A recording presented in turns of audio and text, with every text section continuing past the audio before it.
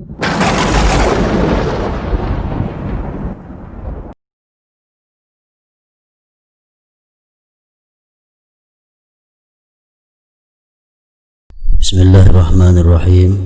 Alhamdulillahi rabbil alamin.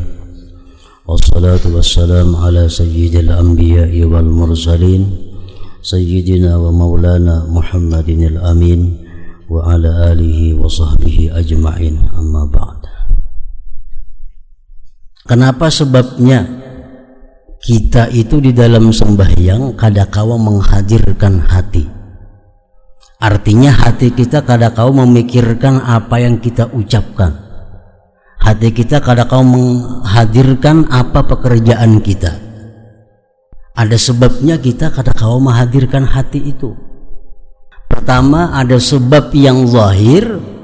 Kedua, ada sebab yang batin. Sehingga kita sembahyang itu kadangkala hadir hati. Mulut mengucap alhamdulillah, tapi hati kita rahatan makan. Mulut mengucap ar-Rahmanir Rahim, hati kita sedang berhitung duit. Maliki Yaumiddin di muntung kita, hati sedang berada di toko. Nah, ini menunjukkan bahwa hati kita kada hadir, kada memikirkan apa yang dibaca. Kenapa sebabnya? Ada dua macam sebab. Ada sebab yang zahir, ada sebab yang batin. Sebab yang zahir itu lebih mudah mengobatinya daripada sebab yang batin. Makanya ada hadis Rasulullah mengatakan, artinya kalau sudah dihidangkan makanan dan kamu ingin makan, dahulukan makan daripada salat itu. Nah, ini yang zahir. Karena kalau kita kepingin makan, makanannya ada, kita bawa sembahyang terlebih dahulu, jelas sudah mengganggu hati kita. Hati kita terbayang kepada makanan itu. Nah, ini sebab yang zahir. Nah, kalau demikian halnya, dahulukan makan. Makanya makruh sembahyang dalam keadaan ma'arid qadha hajat. Makruh sembahyang dalam keadaan ma'ariti bakamih contohnya. Kenapa sebabnya? Karena ini mengganggu hati, mengganggu pikiran. Jadi kalau hendak bakamih dahulu, hanya bawa sembahyang. Jangan diariti sehingga sembahyang itu mengganggu. Sembahyang terganggu pikiran hendak bakamih. Nah, ini sebab yang zahir ngarannya. Nah, adapun sebab yang batin yang mencegah kita daripada hadir hati dalam sembahyang itu, ya antara lain tadi adalah hubbud dunia, orang cinta kepada dunia. Orang yang cinta kepada dunia itu artinya orang yang hatinya dipenuhi dengan dunia. Nah, ini sembahyang kayak apa juga pun kadangkala khusyuk. Kenapa? Karena pikirannya selalu kepada dunia. Nah, ini yang batin, ini yang sulit mengobatinya. Sembahyang jangan hendak menghadap kepada gambar. Kenapa? Karena bila kita cangang ke gambar itu, otomatis hati kita mengiringi mata. Kada sadar lagi apa yang kita baca. Nah, ini mudah aja mengobatinya, dipacul gambarnya.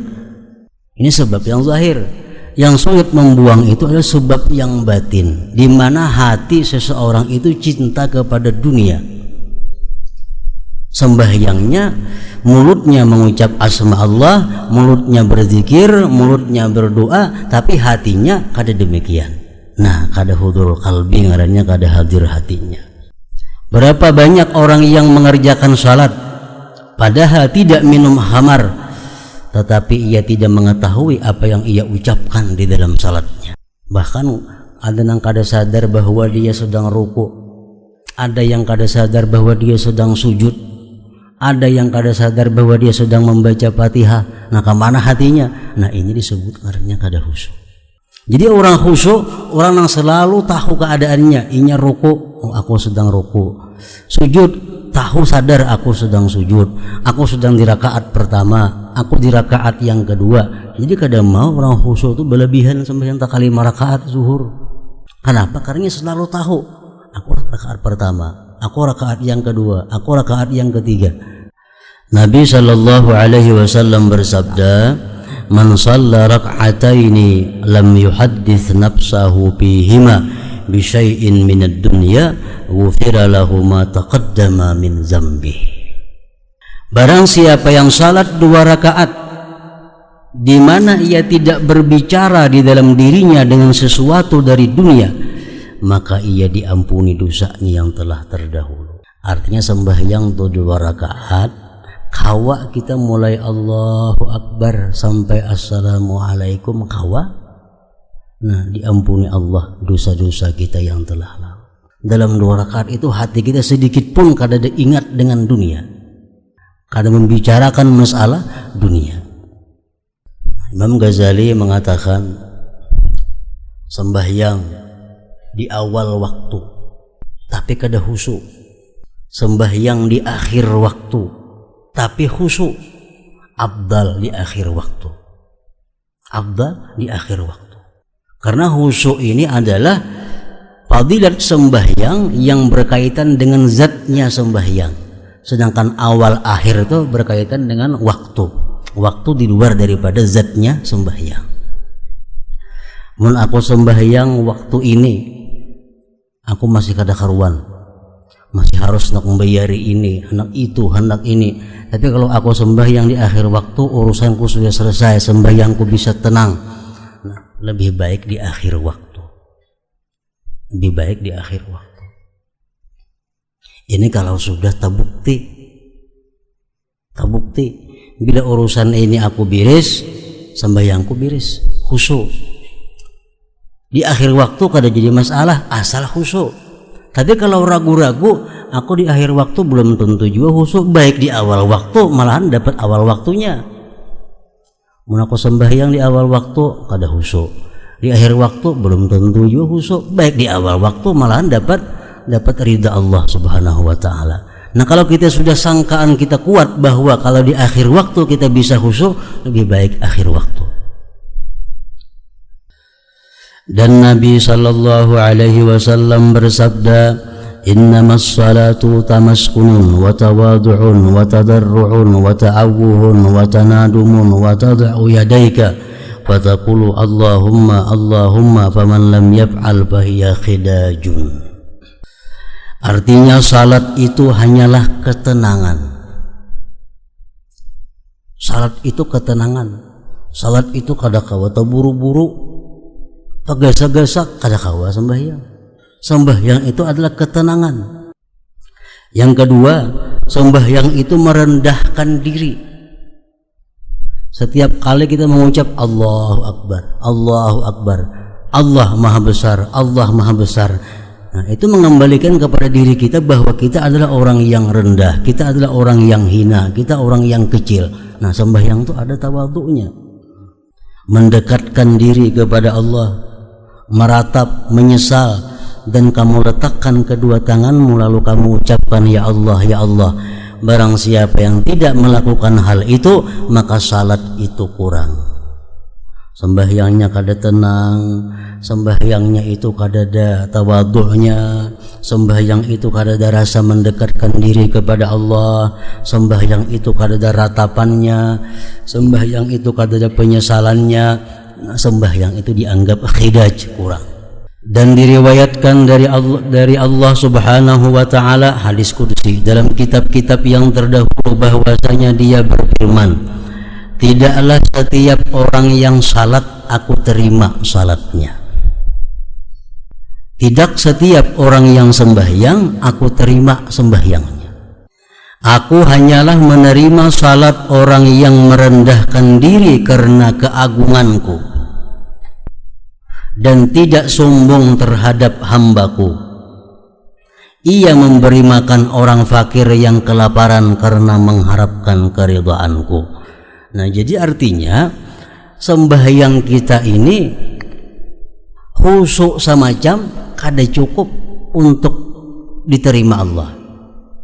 Sembahyang yang kita kerjakan ini Allah bisa menerima berhubungan dengan kelakuan-kelakuan kita di luar sembahyang. Kalau kita orangnya sombong kepada hamba Allah, kita kada peduli kepada orang fakir yang kelaparan, kita sembahyang walaupun khusyuk, Allah kada menerima juga sembahyangnya.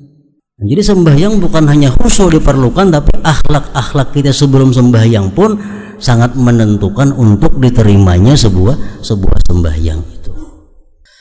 Dan Nabi sallallahu alaihi wasallam bersabda, "Innama furidatis salatu wa umira bil haji wat tawab wa ush'iratil manasiku li iqamati zikrillahi ta'ala." Artinya diperdukan salat, diperintahkan haji dan tawab, dan disyiarkan ibadah-ibadah itu hanyalah untuk menegakkan ingat kepada Allah Ta'ala. Jadi semua ibadah itu intinya adalah ingat kepada Allah. Maka apabila di dalam hatimu tidak terdapat bagi yang diingat Allah, yang adalah Dia yang dimaksud dan dicari suatu kebesaran, dan tidak ada juga haibah, maka apakah nilai zikir ingatmu? Ada nilainya. Artinya kita mulut mengucapkan Allah, tapi dalam hati kita kadang merasakan kebesaran keagungan Allah. Zikir itu tidak ada nilainya. Dan Nabi sallallahu alaihi wasallam bersabda kepada orang yang ia beri wasiat, pesan, ujar Nabi kita, "Wa idza shallaita fasalli salata muwaddi'in."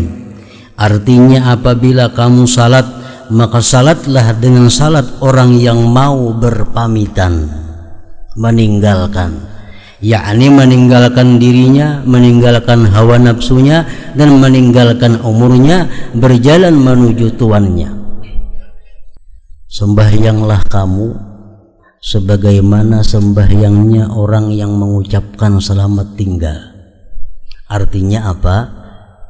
Kita sembahyang zuhur, kita berkeyakinan, kita berprinsip bahwa zuhur ini akhir sembahyangku, asar belum tahu. Nah, ini salah satu cara untuk membuahkan khusyuk di dalam sembahyang. Aku sembahyang asar. Sembahyang asar ini adalah sembahyang yang terakhir dalam umurku. Sembahyang maghrib belum tahu sampai ke sana umur. Nah, kalau sembahyang asarnya pasti sangat hati-hati, pasti sangat perhatian, karena yang menganggap ini asar sembahyangku yang terakhir dalam hidupku. Maghrib belum tentu, isya apalagi. Nah, itu pesan Nabi kepada seseorang, "Shalli wa idza shallaita fasalli salata muwaddi'in." Ila hadratin Nabi sallallahu alaihi wasallam. Al-Fatihah. Fatihah. Fatihah. Fatihah. Fatihah.